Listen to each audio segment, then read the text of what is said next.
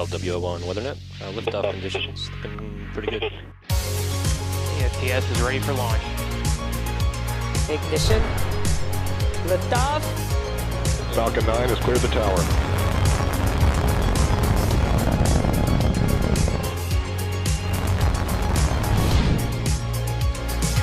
Ten, 9, 8, Side booster ignition. 6, 5, 4, 3, 2, 1.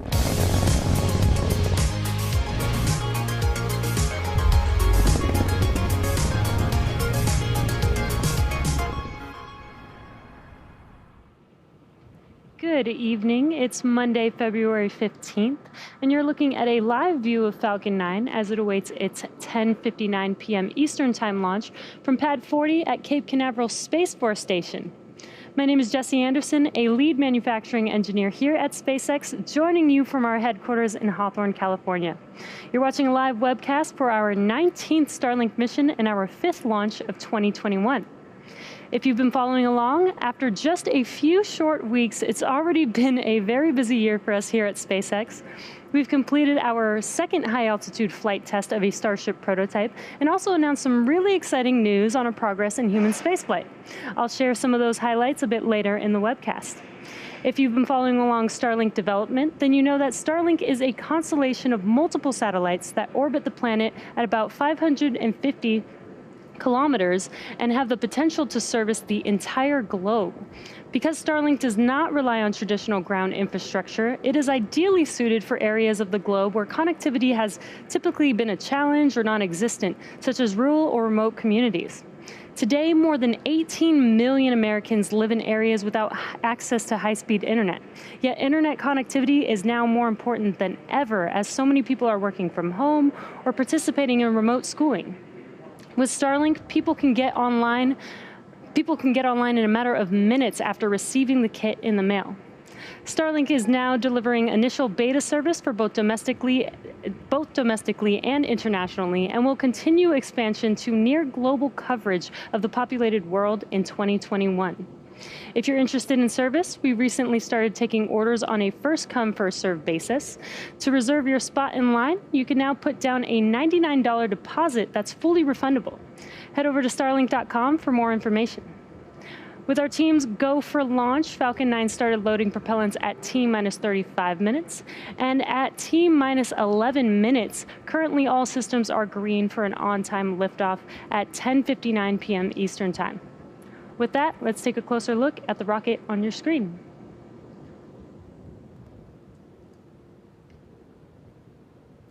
What you're looking at on your screen is a live view of Falcon 9. The two-stage rocket stands 70 meters tall, or 229 feet tall, and that's greater than the wingspan of a 747 aircraft. Falcon 9 was designed from the ground up for maximum reliability. Its simple two-stage configuration minimizes the number of separation events, and with 9 first-stage engines, it can safely complete its missions even in the event of an engine shutdown. The first stage is the bottom 2/3 of the vehicle. It has 9 Merlin engines that do the bulk of the work to get Falcon 9 off of the ground and up into the thinner parts of the Earth's atmosphere. At about 2.5 minutes into flight, it will separate from the second stage and make its way back for landing on a drone ship. Of course, I Still Love You, and you can see a view from the drone ship on your screen. If successful, today will mark the 6th recovery for this booster. In order to help Falcon 9 make a successful landing, it's equipped with 4 hypersonic grid fins positioned near the top of the first stage. The grid fins help orient the rocket during re-entry and guide the rocket during descent. The first stage also has 4 landing legs made of state-of-the-art carbon fiber with aluminum honeycomb, which are positioned at the base of the rocket and deployed just before landing. Above the first stage is the second stage, which has a single Merlin vacuum or MVAC engine, which ignites after the first stage separates. At full power, the Merlin vacuum engine operates with the greatest efficiency ever for an American-made hydrocarbon rocket engine. The second stage is what will carry our Starlink satellites to orbit, deploying at about T+1 hour into the mission. And lastly, our Starlink satellites are safely enclosed inside of the 5-meter or 17-foot diameter payload fairing, and that's what you are looking at on your screen. This is that large structure at the very top of the rocket. This protects the payload from aerothermal loads, heating, and contamination during ascent. Once we reach the vacuum of space, we will jettison the fairing as the second stage continues on its journey to orbit. Today will be the first flight for this fairing, and we will be attempting to recover it by retrieving each half from the water with our recovery vessels, Mystery and Mischief. And on your screen is a view from each one of those recovery vessels. Weather is currently 80% favorable. So with that, the vehicle, satellites, weather, and range are all looking good for an on-time liftoff just a few minutes from now.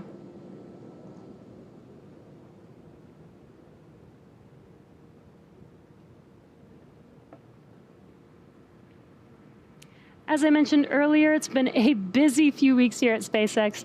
Not only are we already on our 5th launch of the year, but we've made a lot of progress in the development of our human spaceflight programs. When SpaceX helped return human spaceflight to the United States last year with the launches of Demo 2 and Crew 1, it also helped pave the way for human spaceflight missions to become accessible to the general public. At the beginning of February, we announced the world's first all-commercial astronaut mission to orbit, targeted for no earlier than October of this year. The mission will be commanded by Jared Isaacman, the 37-year-old founder and chief executive officer of Shift4 Payments, and an accomplished pilot and adventurer. The mission is named Inspiration 4 because of the 4-person crew's mission to inspire support for St. Jude's Children's Research Hospital and send a humanitarian message of possibility. The 3 additional crew members, each selected from the general public, will be announced by the end of March. And in fact, if you'd like to be one of the crew members on board this mission, head over to inspiration4.com and donate to St. Jude's Children's Hospital. Everyone who donates has a chance to be selected, so you never know. The next person they announce as a crew member just might be you. Additionally, our customer Axiom Space also recently announced their first private crew who will fly on a Dragon mission to the International Space Station. Axiom has selected Michael Lopez Alegria, former NASA astronaut and Axiom vice president, to be spacecraft commander. He will be joined by Eitan Stiba, an impact investor and philanthropist, along with Larry Connor, a real estate and technology entrepreneur, and Mark Pathy, a Canadian investor and philanthropist. This launch is currently targeted for 2022 and will mark the first fully private human spaceflight to station. And the last highlight to share today involves the testing of our newest spacecraft, Starship. On Tuesday, February 2nd, Starship serial number 9, or SN9, completed SpaceX's second high-altitude flight test of a Starship prototype from our site in Cameron County, Texas. Serial number 9 successfully reached its apogee at 10 kilometers with the help of 3 Raptor engines and accomplished all of its intended milestones on ascent and descent. However, during the landing flip maneuver, one of the Raptor engines did not relight and caused serial number 9 to experience a RUD, or Rapid Unscheduled Disassembly. While it would have been great to land serial number 9, the testing campaign is the right place for a RUD. These test flights are meant to improve our understanding and development of Starship, and it's when things don't go as expected when you tend to learn the most. So from an engineering standpoint, every time we learn more than we knew before, the test is a success. And looks like we have pressure for strong back retract. The team is designing Starship to be able to carry both people and cargo on long-duration interplanetary flights. And we're hoping that one day Starship will help us return to the moon and allow humanity to travel to Mars and beyond. Stay tuned for the flight of serial number 9 in the weeks to come. Strong back retract has started.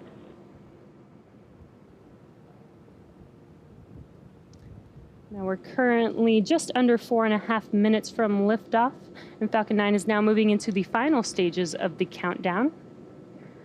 And the transporter erector is preparing to retract right now. That is the TE, and that's that white painted structure that you can see on your screen. It's right behind that fairing next to Falcon 9.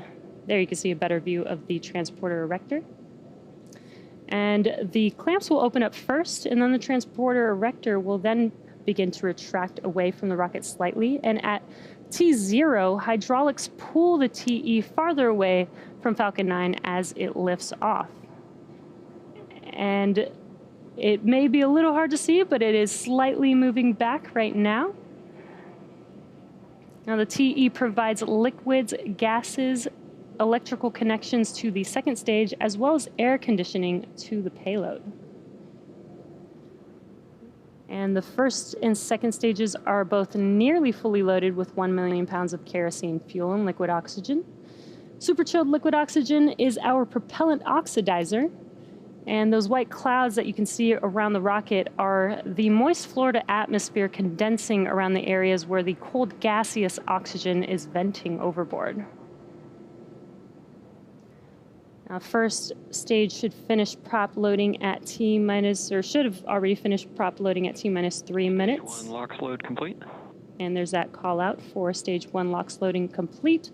Stage 2 will finish up at T-minus 2 minutes in about 40 seconds from now.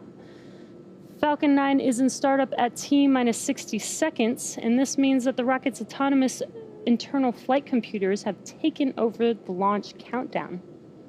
We'll light the Merlin engines at about T-minus 2 seconds, and we use TTEV as our ignition fluid. And when it mixes with oxygen, it burns a green-colored flame. We then allow fuel into the thrust chamber, and the engines come up to full power for liftoff at T0. At liftoff, Falcon 9's first stage has thrust greater than 5 747 airplanes at full power, consuming 700 gallons of fuel per second. The Starlink payload continues to be healthy. The Falcon 9 team is tracking no issues on the rocket. Stage 2 LOX load complete. Weather is still looking good, and the range is green for launch. And you just heard that call out that stage 2 LOX loading is complete. Now, in a few seconds from now that LOX loading is complete, we will clear out that LOX line on the transporter erector, so you will see some venting here.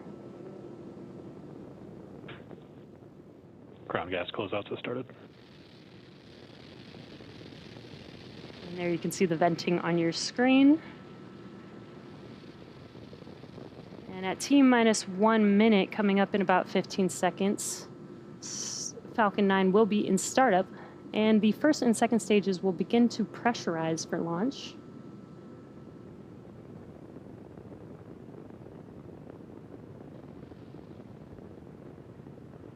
Falcon 9's in startup. There's that call out. Falcon 9 is in startup. Now we're waiting for the final go for launch in a few seconds here.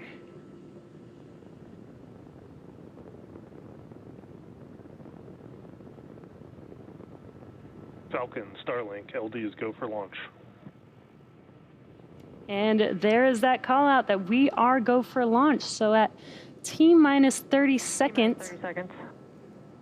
At T-minus 30 seconds, all systems are go for launch, so let's listen into the terminal count and watch as Falcon 9 takes our stack of Starlink satellites into orbit. T-minus 15 seconds. 10, 9, 8, 7, 6, 5, 4, 3, 2, 1, 0. Ignition. And liftoff.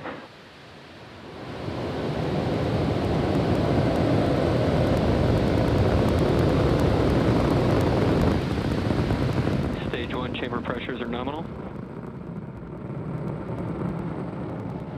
Vehicle is pitching downrange.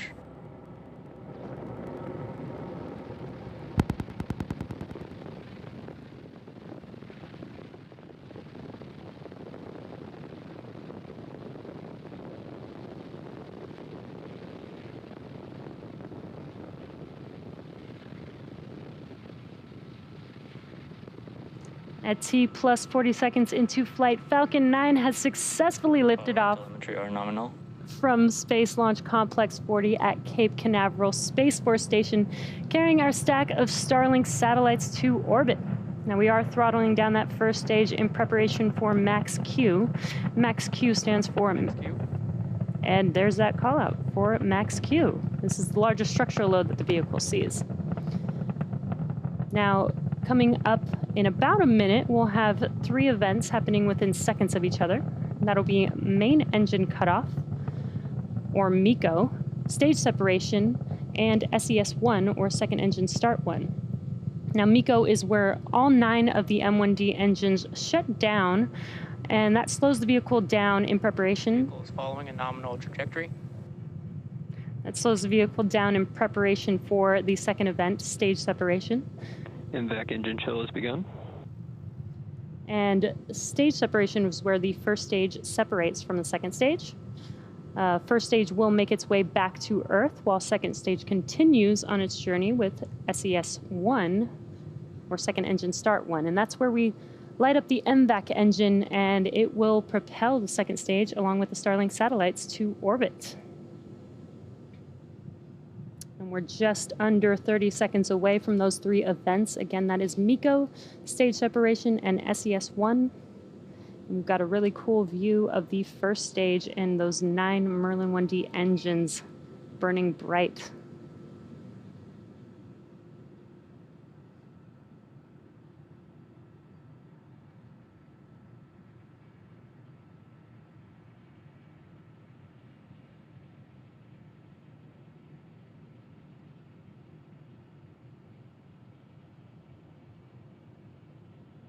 Stage separation confirmed.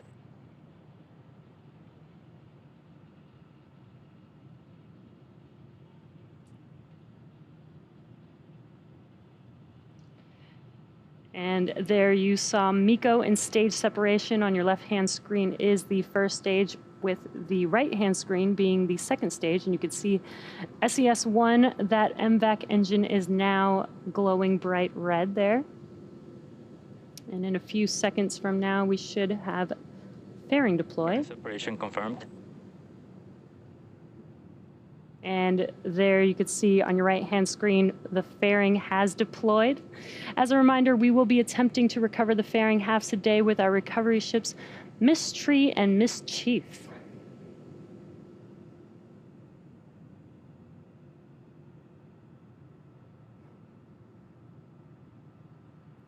Now, as Stage 2 heads towards its targeted drop-off orbit, Stage 1 will execute 2 burns in order to make its way back to Earth. The first burn is the entry burn, and that's where 3 of the 9 Merlin 1D engines will reignite, and that'll help slow the vehicle down as it re-enters back into the Earth's atmosphere. The second burn for the first stage, second and final burn, is the landing burn. And this is where a single engine will reignite, and that slows the vehicle down rapidly in order to touch down on that drone ship. Again, we are attempting to land on Of Course I Still Love You, and this will be the 6th attempt for this booster. Acquisition of signal Bermuda.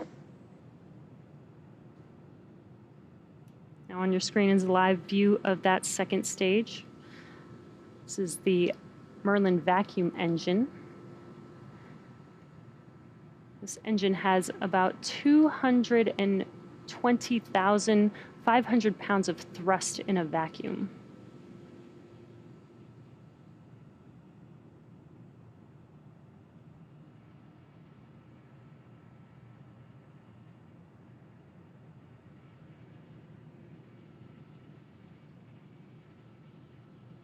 We're just under a minute and a half away from the entry burn on the first stage.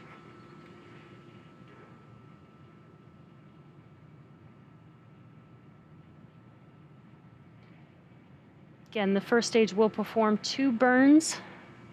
It will be the entry burn and the landing burn. And then just 20 seconds or so after that landing burn has concluded, the second stage will have SECO 1, or second engine cutoff 1.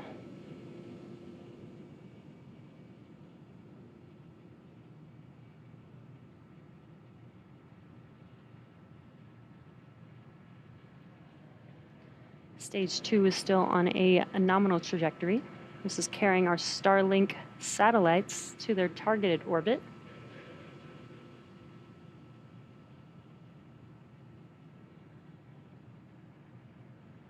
We are just about 30 seconds away, or under 30 seconds away, from that entry burn starting up on the first stage. The entry burn will last about 20 seconds long. And again, it will be 3 of the 9 engines reigniting. Stage 1 FTS is saved.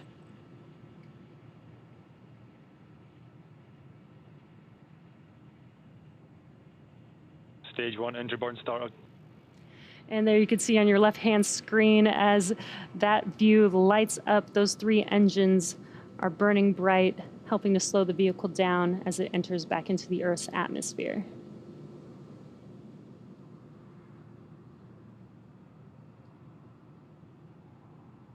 Stage 1 entry burn shut down.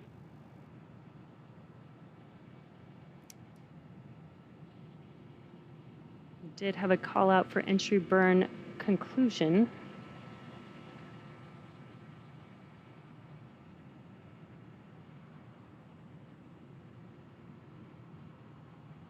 Stage 2 is still looking nominal.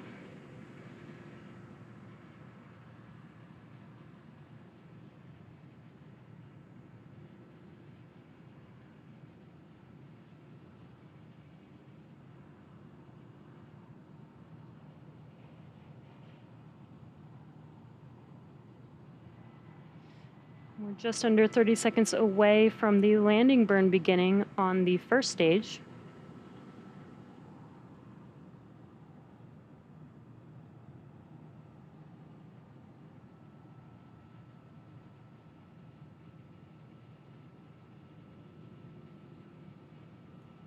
And we are attempting to land on Of Course I Still Love You for the 6th time for this booster. Got a live view from the drone ship on your left-hand side.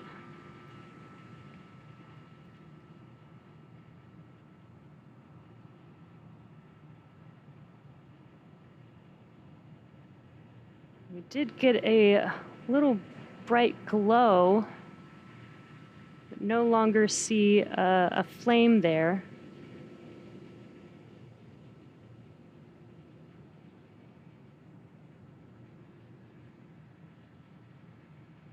Right-hand screen, stage 2 is still looking nominal. Stage 2 FTS is saved.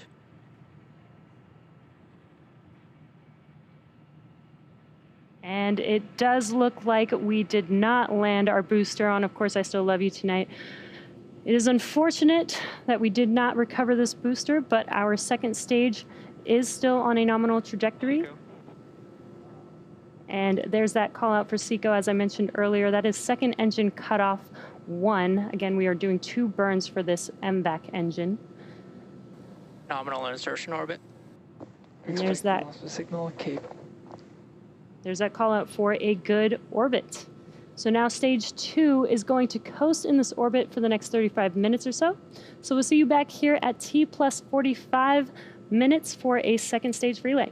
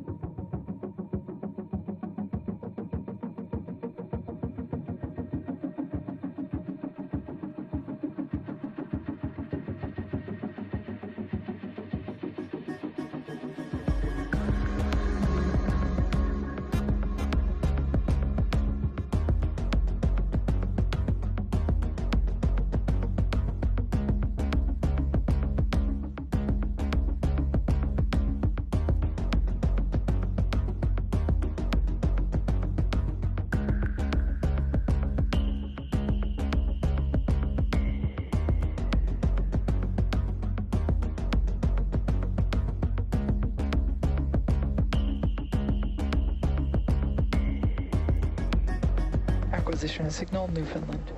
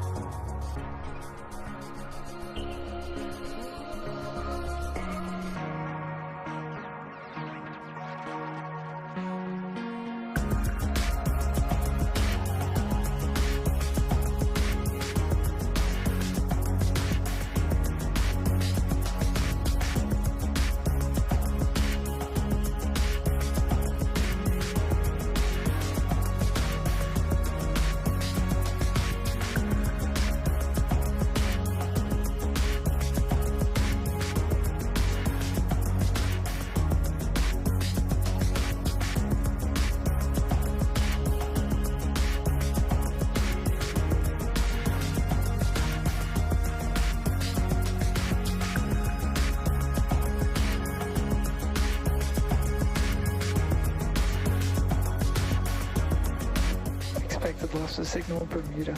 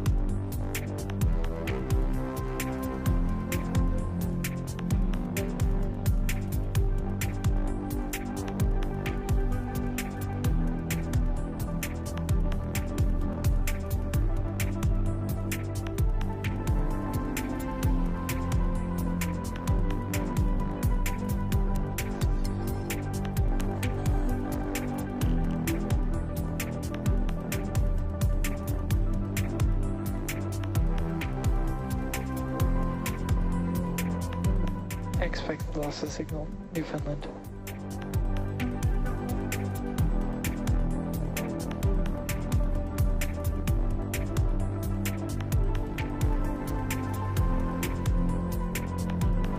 Acquisition of signal Goonhilly.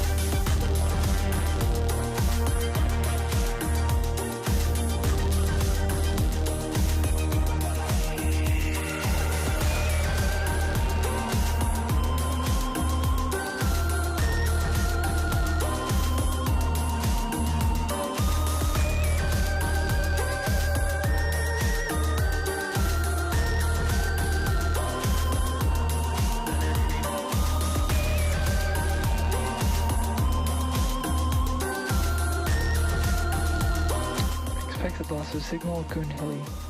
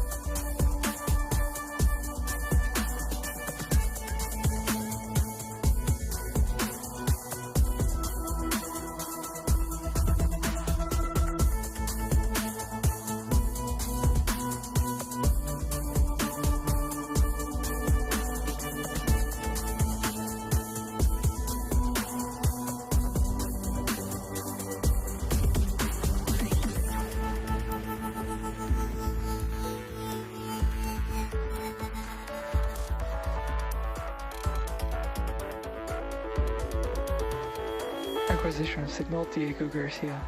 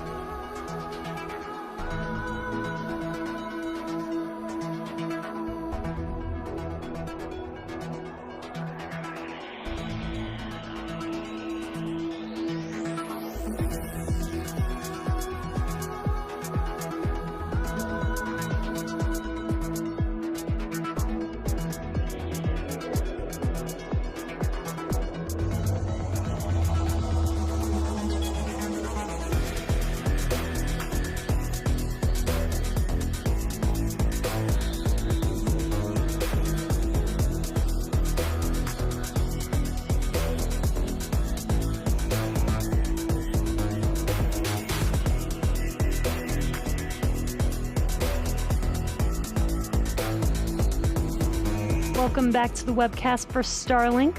We had an on-time liftoff at 10:59 p.m. Eastern Time, and we did have a successful sixth flight of this first day's booster. Unfortunately, we were not able to stick the landing today, but our second stage is still looking good on a nominal trajectory and getting ready for SES-2 in a few seconds. SES-2 is second engine start, and that will be a very, very short burn, just a 1-second burn here.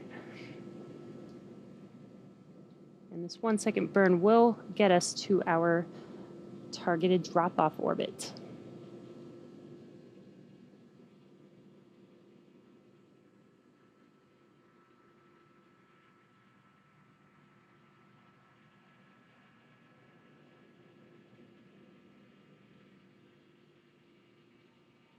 Invac ignition.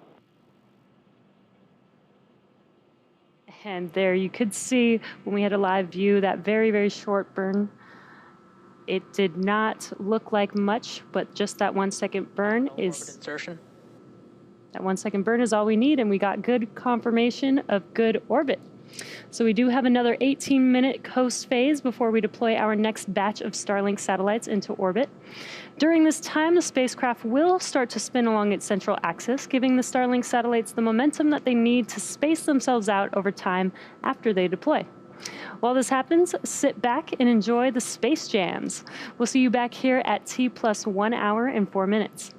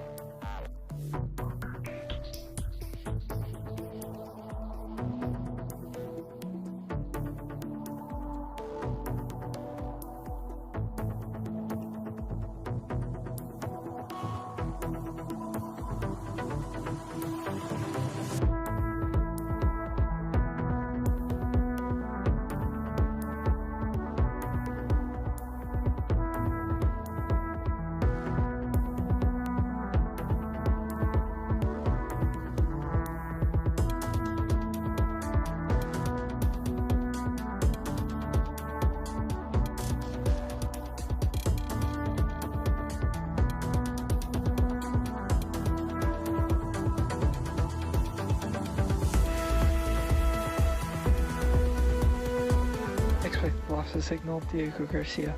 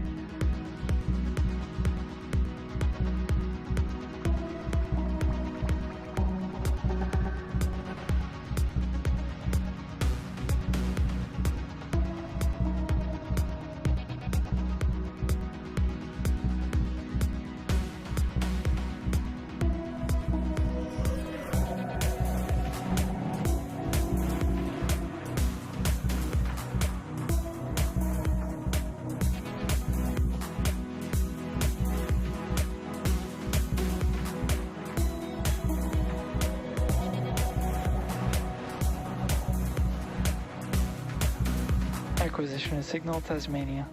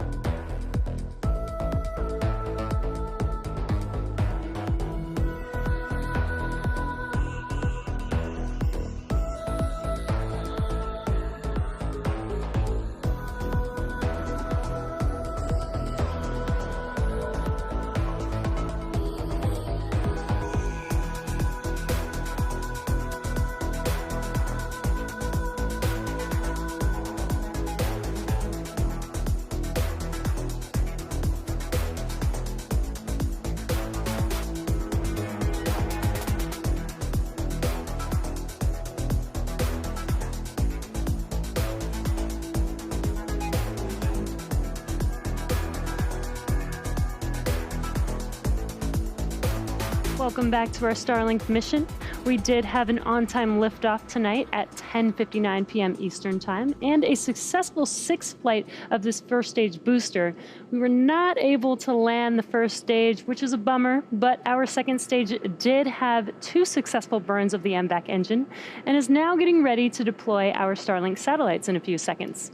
And you can see a live view on your screen of the Starlink satellites in space with Earth in the background.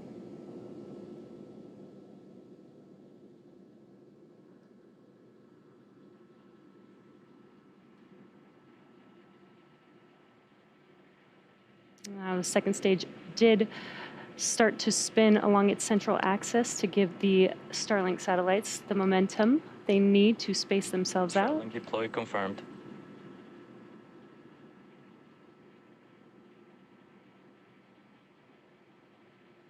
And what you're looking at on your screen are these Starlink satellites drifting away from second stage. This is confirming deployment of our payload. Shortly, they will deploy their solar array, and over the next few days and weeks, they will distance themselves from each other and use their onboard ion thrusters to make their way to their operational orbit. And that brings our webcast to a close. Thank you to the Range and the FAA for supporting today's mission. And thanks to all of our viewers and every one of you that has signed up or placed an order for service. Thanks for joining us, and have a great night.